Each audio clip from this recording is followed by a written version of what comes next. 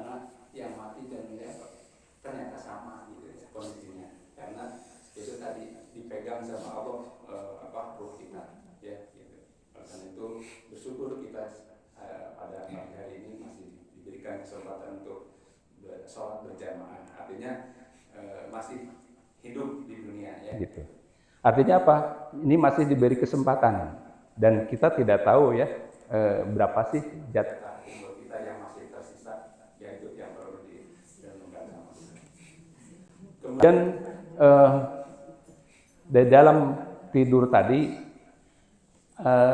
siapa yang merencanakan bermimpi? Ada? Mimpi itu direncanakan nggak? Enggak ya. Gitu. Jadi, nah di sana ada kaidah Bapak Ibu, kalau kita bermimpi dan itu memang tidak direncanakan ya, ternyata mimpi ya. Tapi ada mimpi yang dirasakan baik, senang gitu ya. Ada juga yang menakutkan. Nah, gitu kan? Ada kan? Pernah? Ya. Jadi ada kaidah kalau kita mimpi jelek itu disunahkan untuk meludah ke kiri. Nah, tapi jangan ke kiri, nanti suami ibu di kiri atau di kanan. Ya, artinya di tempat yang ini ya gitu. Itu harus di itu. Itu satu. Kedua, kalau ibu mimpi jelek, jangan diceritain. Ya. Jangan diceritain ke orang lain, ya. Karena itu datangnya dari setan, ya gitu. Jadi gitu ininya. Jadi jangan sudah mimpi jelek, serem gitu ya, kayak horor gitu, terus diceritain sama jadi heboh. Nggak boleh. Jadi cukup diri sendiri, naudzubillah min dzalik, meludah ke kiri, tapi yang kosong ya. Artinya kayak ini. Jadi itu karena itu datangnya dari setan. Tapi kalau yang mimpi baik, ya kita membaca alhamdulillah, ya boleh itu diceritain sama teman atau saudara atau keluarga, ya boleh ceritain kalau yang baik-baik.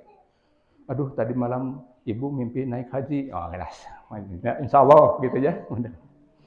Jadi seperti itu. Sekarang kalau ini ya, katakan kan itu di dalam surat Hafat atau Asop ya, yang ceritakan bahwa Nabi Ibrahim bermimpi. Nah, gimana kalau Nabi Ibrahim mimpi menyembelih anaknya? Itu kira-kira mimpi baik atau tidak? Yo, mimpi baik tidak? Bingung ya?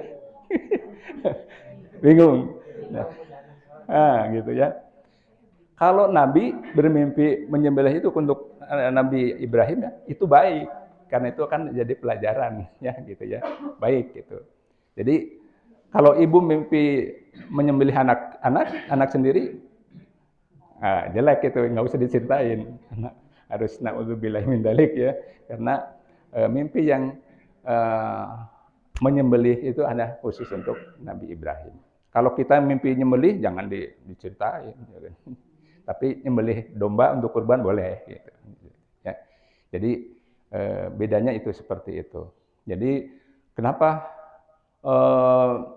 Nabi Ibrahim mimpi menyembelih anak itu baik? Karena itu kan jadi pelajaran, ya. Ya, itu kan jadi pelajaran untuk umat berikutnya, termasuk kita gitu kan. Ya, jadi nanti ada dengan mimpi itu akhirnya nanti akan jadikan syariat untuk berkurban. Karena bagaimana tidak ya perjuangan Nabi Ibrahim itu kan udah sampai 80 tahun kalau dalam cerita ya. Nabi Ibrahim baru dikaruniai putra ya dari Siti Hajar. Nah, kemudian juga ini kan suatu kalau gambaran kalau umat Nabi Muhammad yang umur 80 tahun kira-kira seperti apa? Ya. Tapi kalau umat dulu mungkin enggak ini ya. Tingginya aja berapa tuh, Pak? Sampai 60 hasta kah? Ya, Nabi Ibrahim tuh. Jadi waktu itu nutrisinya masih bagus lah dunia. Kalau sekarang nutrisinya udah agak agak kecil ya, jadi kecil-kecil. Jadi umur 80 tahun baru dikaruniai karuniai putra, ya. Itu pun dengan kebaikan dan dengan kesolehan Siti Sarah untuk mempersilahkan Nabi Ibrahim menikahi pembantunya, ya, yaitu Siti Hajar. Nah, Bapak Ibu rahimakumullah, kalau cerita sedikit kita ya tentang Nabi. Tadi kalau mimpi itu ya, mimpinya ada kaitan juga. Nah, ini sebenarnya kalau yang cerita ini sebelum ya awal sebelum mimpi Nabi Ibrahim. Ya, artinya ini perjuangan bahwa betapa merindukan ya satu keluarga, merindukan keturunan gitu ya. Itu perjuangannya sangat panjang. Kemudian begitu sudah dikaruniai putra, sudah mulai ini, nah lucu-lucunya sudah bisa dialog itu, ternyata ada perintah suruh disembelih. Nah, artinya itu menginikan pengorbanan batin ya, dan itu pun ternyata Nabi Ibrahim itu mimpinya sampai 3 kali. Nah, itu karena sudah bisa diajak dialog, makanya tadi hai anakku, Bapak bermimpi bla bla bla menyembelih. Terus gimana pendapatmu? Anak soleh bilang, ya Allah, ya Bapakku, kalau itu datangnya dari Allah, perintah Allah, kerjakan. Ya, insya Allah engkau akan mendapatkan aku sebagai anak yang sabar. Ya, gitu. Itu dialog ini sangat indah sekali karena semuanya adalah mentaati pada perintah Allah. Bagaimana juga sebelumnya, ya, bahwa pada saat beliau ditinggalkan di tanah haram di Mekah, itu kan waktu itu belum ada apa-apa, tidak ada pohon, tidak ada tanaman, tidak ada manusia yang ini gitu kan. Terus ditinggalkan begitu saja. Nah, ini sedikit ya, bahwa pada saat itu Nabi Ismail masih kecil, masih orok lah gitu. Ya, dia tidak dikasih bekal sama Nabi Ibrahim, nggak dikasih bekal nih. Ini bekalnya ini enggak. Ternyata ditinggalkan begitu aja. Nah, dalam dialog ini Nabi Ismail sama Siti Hajar ditinggalkan, Nabi Ibrahim langsung tidak menengok lagi. 7 langkah, Siti Hajar memanggil, hai suamiku, mungkin gitu ya ceritanya. Ini gimana? Apakah engkau pergi meninggalkan kami karena engkau cemburu kepada Siti Sarah? Siti Sarah kan masih ditinggalkan di sana kan gitu, ya enggak? Ya kalau ini barangkali ceritanya kan ada punya istri 2 kan ya? Apakah cemburu? Ya. Atau ini karena Allah? Baru balik mukanya kembali ke ini. Ini perintah Allah. Nah, bagus itu. Kalau perintah Allah, maka Siti Hajar mengatakan, kalau itu perintah Allah, maka silahkan pergi dan Allah tidak akan menyia-nyiakan kami di sini. Itu hebatnya, ya. Bayangin, tidak diberi bekal apa-apa, tidak ada apa-apa gitu ya. Kemudian juga waktu itu air juga tidak ada kan gitu. Jadi mungkin bekal air tinggal sedikit untuk orok Ismail ini. Nah, akhirnya apa? Dia mencari. Nah, sekarang mencari air, sumber air, ya, bolak-balik itu Safa Marwa. Jadilah itu kan berapa? 400 ya? 400 meter itu, bayangin Bu. 7 kali Safa Marwa. Lihat, rupanya kayak air, jadi Fata Morgana kan? Fata Morgana kan riak-riak kayak air kan gitu. Terus setara itu. Maka itu jadi sebagai syariat untuk sa'i. Bapak Ibu rahimakumullah. Itu ada kaidah kenapa Nabi Ibrahim itu 7 langkah, terus Siti Hajar memanggil, terus baru neok. Nah, ini juga kaitannya dengan itu. Nanti 7 angka 7 ini termasuk bacaan yang 7 diulang-ulang, yaitu Al-Fatihah. 7 ayat kan? Bolak-balik. Terus ada kaidah juga nanti 7 ini menjadi sa'i. 7 langkah ini, kalau itu dalam hadis mengatakan, kalau kita menguburkan mayat, mayat di dalam kubur itu akan ditanya oleh Raqib Atid ya, Raqib Atid ya, Raqib Atid itu setelah 7 langkah, ya mungkar nakir Raqib Atid yang ini, sorry. Jadi mungkar nakir itu adalah 7 langkah. 7 langkah maksudnya dari yang terakhir gitu. Ya itu ada seperti itu. Makanya 7 langkah.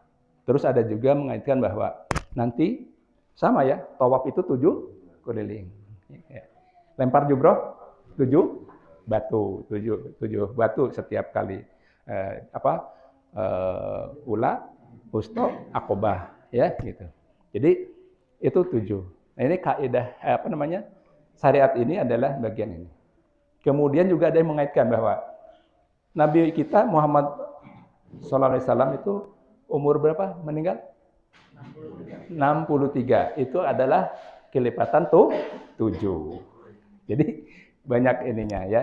Jadi seperti itu. Jadi banyak lagi yang merupakan angka 7 ini yang menjadi bagian dari beberapa syariat di dalam ajaran Islam. Ya. Jadi kembali lagi Bapak Ibu bahwa kita kalau tadi bermimpi, nah mimpi itu tidak direncanakan. Tapi kalau mimpi kita bisa terbukti nggak? Dibuktikan nggak? Nggak ya. Terkecuali mimpi apa?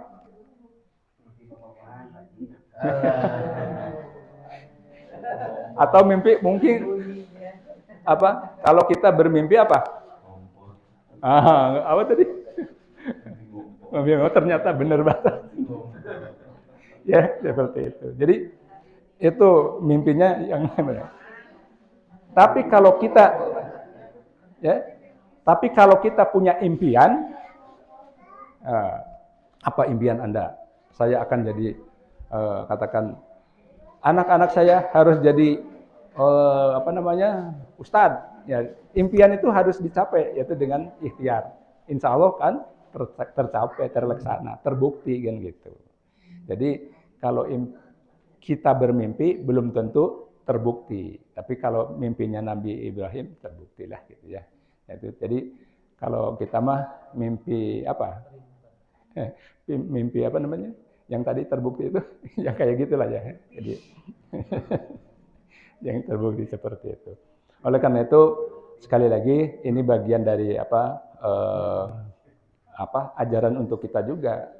Manakala kita bermimpi, mimpinya seperti apa ya, maka itu bagian dari kabar atau firasat lah ya gitu ya. Kalau mimpinya baik, tapi kalau mimpinya jelek, udah cukup diri sendiri aja, jangan diceritain ya, jangan diceritain.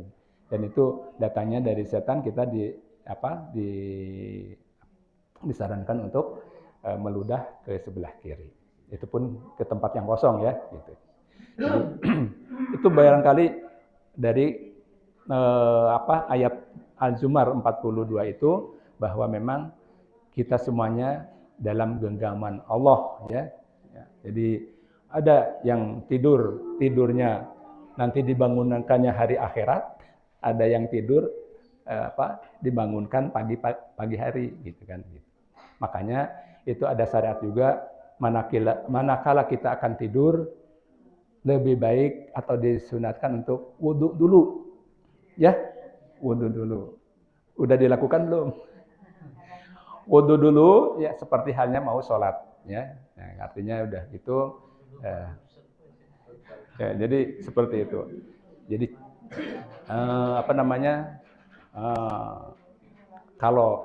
kalau mau lep gitu ya itu banyak ininya doa gitu. Tapi yang gampangnya ginilah, kita mengantisipasi takut tidurnya keterusan. Kita diakhiri dengan ucapan la ilaha illallah. Ya, maksudnya itu mah apa sih? Preventif kita supaya kata-kata itu adalah terakhir. Tapi setelah la ilaha illallah jangan ngobrol. Ya gitu, nggak boleh. Jadi itu mah ucapan terakhir aja. Ya Allah, la ilaha illallah Muhammad Rasulullah. Sudah, jangan jangan berbicara lagi yang lain. Karena itu kan ada hadisnya ya, apabila anak Adam meninggal, dia terakhir ucapannya la ilaha illallah dakhalal jannah. Mudah-mudahan seperti itu. Dan kita nggak tahu kan, kita tidur ini kan ada tadi persamaannya dengan sama orang yang mati kan. Gitu. Oleh karena itu dengan semacam apa ya? Ya tadi jaga-jagalah gitu preventif. Ucapan hibah. Ya. Seperti itu barangkali mudah-mudahan kita dari hal-hal yang ditafsir di dalam ini kita mencoba itu sedikit untuk bisa mengamalkan ya, karena ini bagian dari petunjuk hidup kita di dunia dan untuk kehidupan yang akan abadi yaitu di akhirat. Mudah-mudahan sedikit ini menjadi bahan